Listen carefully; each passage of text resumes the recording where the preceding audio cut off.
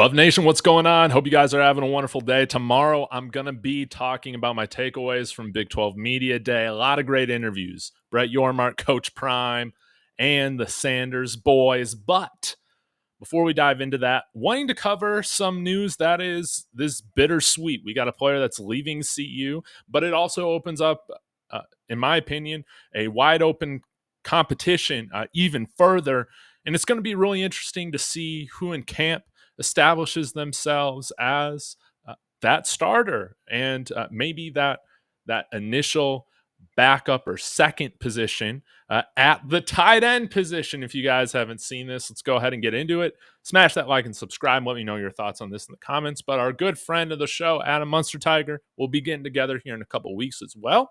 He put out a tweet today saying, tight end Louis Passarello is no longer on the CU Bus roster. He had a standout spring in 2023, but missed last season due to a knee injury and struggled to get back in the mix.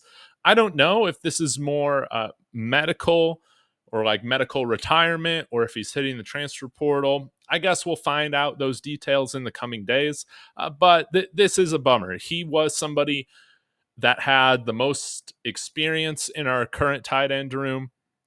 And I'm really going to miss Louis Passarello. He had a really good season for us in 2022, and he was one of those original buffs that I was excited to see him take the step and see what he could do with the Coach Prime buffs, right? But we're not going to be able to see that, which is a bummer. I wish him a speedy recovery. I hope he can play college football and ends up going to another program where he sees playing time.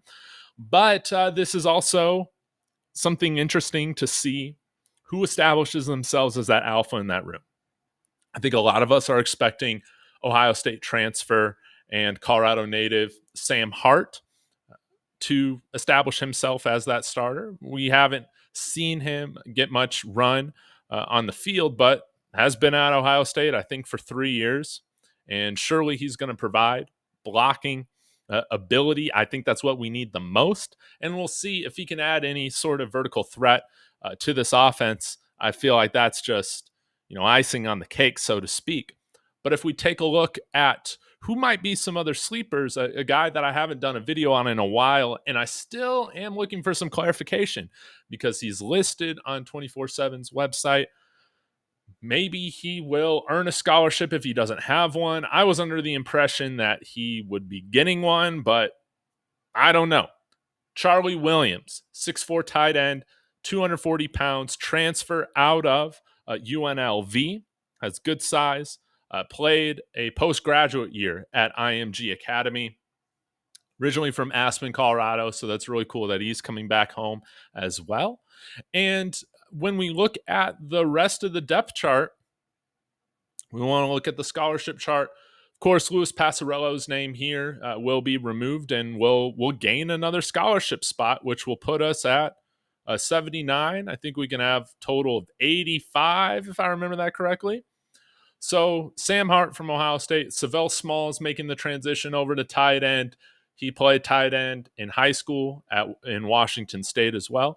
And then Morgan Pearson, I think, in my opinion, one of our better athletes we had at the linebacker position last year as a true freshman and making that transition. He also played mainly on offense wide receiver in high school, but also saw some time at tight end, I believe, but of course was also a linebacker, safety, and recruited like that coming out. But going to be interesting to see who establishes themselves aside from Sam Hart as that number 2 tight end. Maybe somebody can overtake Sam Hart. I feel like this is probably the most wide open position battle this year. And running back is maybe a close second. We'll see. I expect Down Hayden to be that guy, but we'll just have to see. I know some of you guys are very excited about Brandon Hood and Michael Welsh alongside Charlie Offerdahl and Isaiah Augusta. So y'all let me know your thoughts on this.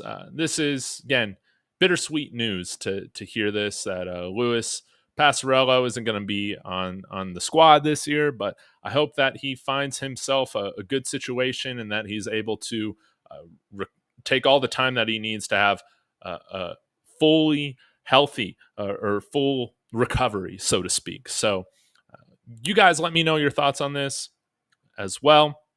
Thank you guys so much. Again, I'll be tune in back tomorrow. I'll be doing a video on some of my takeaways on Big 12 Media Day. It was very exciting. So I'll see you guys tomorrow. Like and subscribe as always.